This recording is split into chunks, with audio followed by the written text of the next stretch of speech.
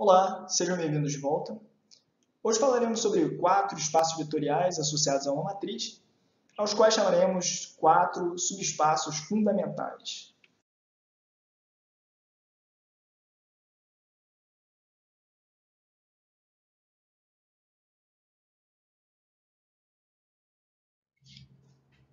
Existem 4 subespaços fundamentais associados a uma matriz. 2 dos quais a gente já viu, que são o espaço coluna, C de A, e o espaço linha, C de A transposto. Hoje vamos falar também sobre o espaço nulo, que a gente vai denotar por N de A, e o espaço nulo esquerdo, N de A transposto. Para isso, vamos usar uma matriz bem simples, 2 por 2, que é essa matriz A aqui, contendo as colunas 1, 3 e 2, 6. O espaço coluna da matriz A contém todas as combinações lineares das colunas de A. Então, reescrevendo aqui a nossa matriz, que é 1, 3, 2, 6, a gente tem aqui o espaço coluna de A, ele vai ser o conjunto de todos os vetores A vezes X, para todos os X pertencentes ao R2. Tá? Observa que isso aqui vai ser um outro vetor, que também pertence ao R2, porque a matriz A é 2 por 2. Olhando para as colunas de A, a gente observa que a segunda é 2 vezes a primeira. Isso quer dizer que A só tem uma coluna linearmente independente, e, portanto, o espaço coluna de A tem dimensão 1, ou seja, ele é uma reta. Que reta é essa? Bom, a gente pode escrever isso aqui como sendo um vetor U, tá? E esse produto de A vezes X, ele vai ser necessariamente uma constante vezes o vetor U, ok? Bom, então vamos representar aqui graficamente esse espaço vetorial. Eu tenho aqui o vetor U, é o vetor 1, 3, aqui, certo? Esse aqui é o vetor U. E aí, qualquer constante vezes o vetor U pertence ao espaço vetorial, pertence ao espaço coluna de A. Então, a gente inclui o zero, por exemplo, o vetor nulo, né? 0 vezes U pertence ao espaço coluna. E a gente tem aqui menos meio vezes U também pertence ao espaço coluna. E aí, claramente, qualquer outro ponto nesta reta pertence ao espaço coluna de A. Já o espaço linha de A contém todas as combinações lineares das linhas de A. Uma forma equivalente de se dizer isso é que ele contém todas as combinações lineares das colunas de A transposta. Então, vamos pensar aqui quem é a matriz A. É a matriz 1, 3, 2, 6, certo? A matriz A transposta vai ser a matriz 1, 2, 3, 6. Tá? Novamente, a gente tem uma coluna sendo um múltiplo da outra. Tá? Isso aqui não é coincidência, porque se a matriz tem posto de coluna igual a 1, ela tem posto de linha igual a 1. Quer dizer que só existe uma linha linearmente independente. Bom, da mesma forma, a gente consegue escrever agora o espaço linha de A, que é o espaço coluna de A transposto, como sendo, se a gente chamar esse vetor 1, 2 de vetor V, né? A transposto vezes V, para todo V pertence ao R2. Vamos desenhar isso agora. Né? A gente tem aqui o 1, 2, esse aqui é o vetor V, vou pintar ele de azul. Tá? E outros pontos que pertencem ao espaço linha de A são o vetor nulo, tá? E isso é claro porque todo espaço vetorial tem que conter o vetor nulo, e todos os vetores que estão aqui nessa direção. Tá? Vamos agora falar de um subespaço da matriz A que a gente ainda não viu, que é o espaço nulo. Para encontrar o espaço nulo, a gente vai precisar responder a seguinte pergunta. Para quais valores do vetor x, a equação abaixo é uma equação válida? Ou seja, A vezes x é igual ao vetor nulo. Então, relembrando A, a gente tem 1, 3, 2, 6, e a gente viu que essa segunda coluna é 2 vezes a primeira. Quando a gente faz A vezes X, a gente está fazendo uma combinação linear das colunas, né? Então, a gente tem x1 vezes essa coluna, mais x2 vezes a segunda coluna. E a gente quer justamente anular, a gente quer encontrar o vetor nulo, a gente quer saber quais são os valores de x para os quais A vezes x é igual a zero. Tá? Então, a ideia é que a gente consiga meio que obter um vetor simétrico a esse aqui. Tá? Para isso, a gente poderia fazer o seguinte, né? Colocar aqui, por exemplo, 2 vezes e 2 vezes o vetor 1, 3, certo? E aqui colocar menos uma vez o vetor 2, 6. 2, 6. Portanto, o vetor x igual a 2 e menos 1, ele pertence a esse espaço nulo de A, que eu vou denotar por n de A. Mas, Murai, e para um caso de uma matriz genérica? No caso de uma matriz genérica, digamos também que seja 2 por 2, A, B, C, D. Okay? A gente quer encontrar os vetores, o vetor x, certo? Tal que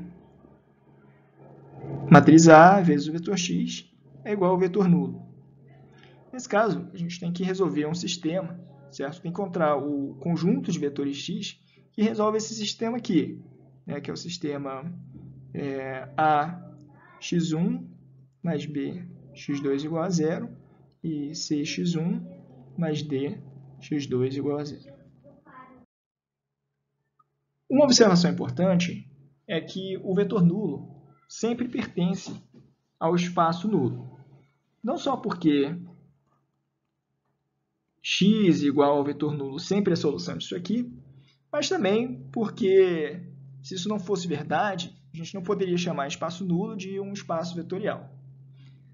Bom, além disso, a gente sabe que esse outro vetor aqui pertence ao espaço nulo. Então, vamos representá-lo graficamente, tá? Colocando aqui o vetor 2 menos 1. Então, eu tenho aqui esse vetor x 2 menos 1. Tá? E a gente tem esse ponto aqui.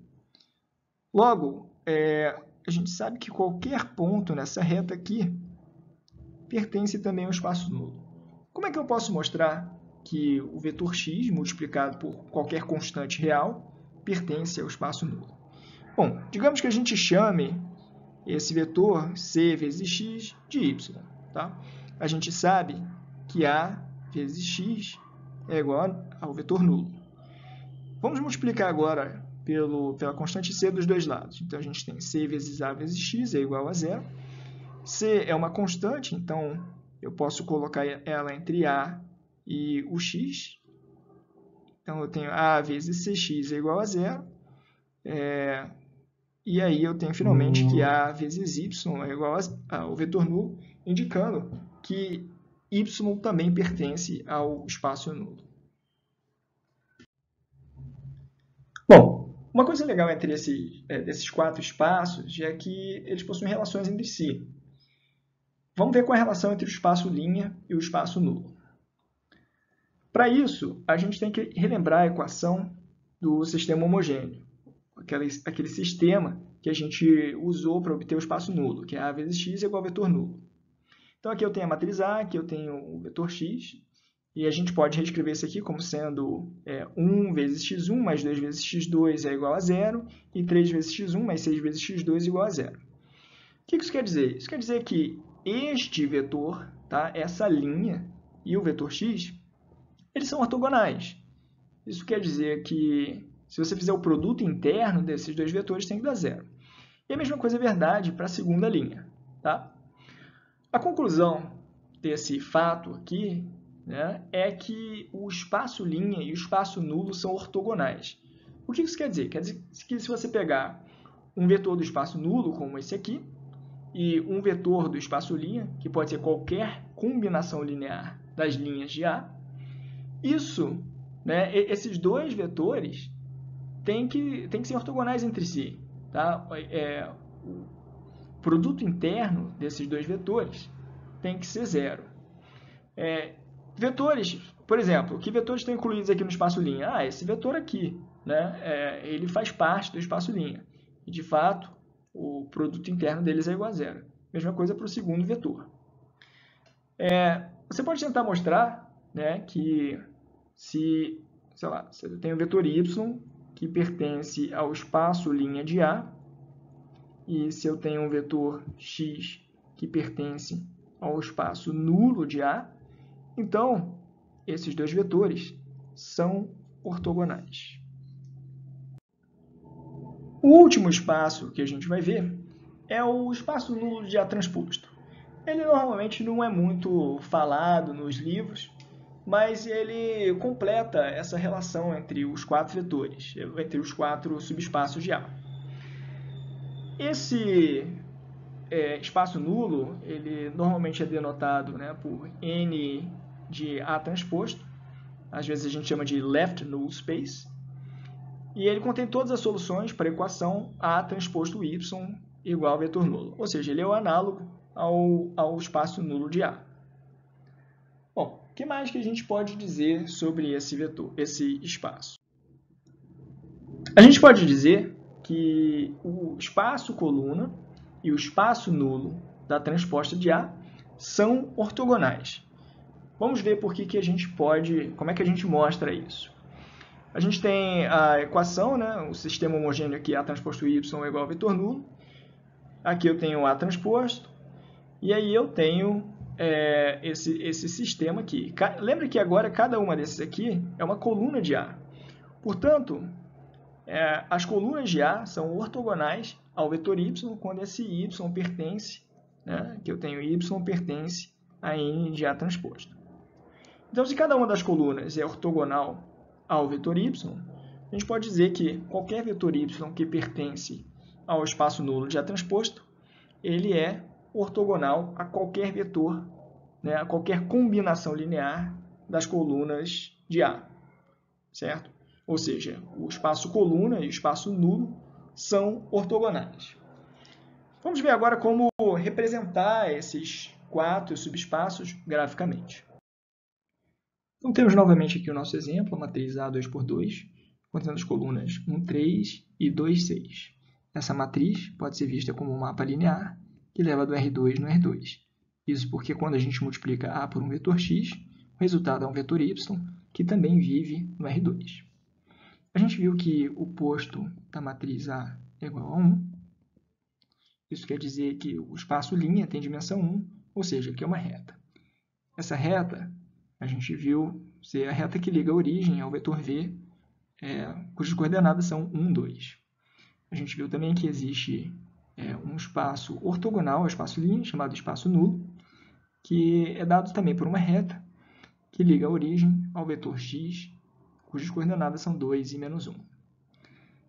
Uma coisa comum que é importante entre esses dois espaços é que os vetores, os seus elementos, né, eles vivem no mesmo espaço maior. O que eu quero dizer com isso? Vamos pensar aqui nos vetores que formam o espaço linha. São combinações lineares dessas linhas. As linhas têm duas coordenadas, portanto, esses vetores do espaço linha vivem no R2. Da mesma forma, os vetores do espaço nulo também vivem no R2. Isso porque são os vetores que resolvem, né, que são soluções para o sistema AX, sistema homogêneo AX igual ao vetor nulo. Como A tem duas colunas, X também tem duas coordenadas. Logo, X e V vivem no mesmo espaço, e tanto o espaço linha quanto o espaço nulo são subespaços desse R2. Uma coisa aqui que vale a pena chamar atenção é que existem vetores. Podem existir vetores que não estão nem no espaço nulo, nem no espaço linha, como é o caso desse vetor verde aqui. No entanto, se existem vetores assim, eles podem ser decompostos sempre como a soma de um vetor que pertence ao espaço linha e a soma de um vetor que pertence ao espaço nulo. Ou seja, se a gente está no R2 e o espaço linha tem dimensão 1, ou seja, é uma reta, o espaço nulo também vai ter que ter dimensão 1 para que eu tenha uma reta ortogonal e assim eu consiga representar qualquer ponto no R2. Se o espaço linha fosse um espaço de dimensão 0, ou seja, fosse apenas o vetor formado pelo vetor nulo, o espaço nulo seria o próprio R2, teria dimensão 2. A gente pode escrever isso aqui como uma equação, onde eu digo que a dimensão do espaço linha mais a dimensão do espaço nulo tem que ser igual a 2. De fato, a dimensão do espaço linha é o oposto da matriz, que a gente sabe que nesse caso é igual a 1, e a dimensão do espaço nulo a gente viu que é igual a 1 também. No caso de uma matriz genérica A, n por m, ou seja, com n linhas e m colunas, a gente tem que essa é uma função linear, um mapa linear, que leva do Rn, do Rm no Rn, e a gente tem que a dimensão do espaço linha vai ser igual ao posto da matriz. Digamos que o posto de A seja igual a K. Portanto, isso aqui vai ser K. Isso aqui vai ser M ou N? Vamos pensar um pouco sobre isso. A gente está falando do espaço onde vivem os vetores que pertencem ao espaço linha, né? E como a gente tem m colunas, né? Os vetores que pertencem ao espaço linha têm m coordenadas. Então, isso aqui é igual a m, tá? Isso aqui vai ser necessariamente m menos k. Então, a gente viu a relação entre o espaço linha e o espaço nulo. Agora, vamos pensar na relação entre o espaço coluna e o espaço nulo esquerdo.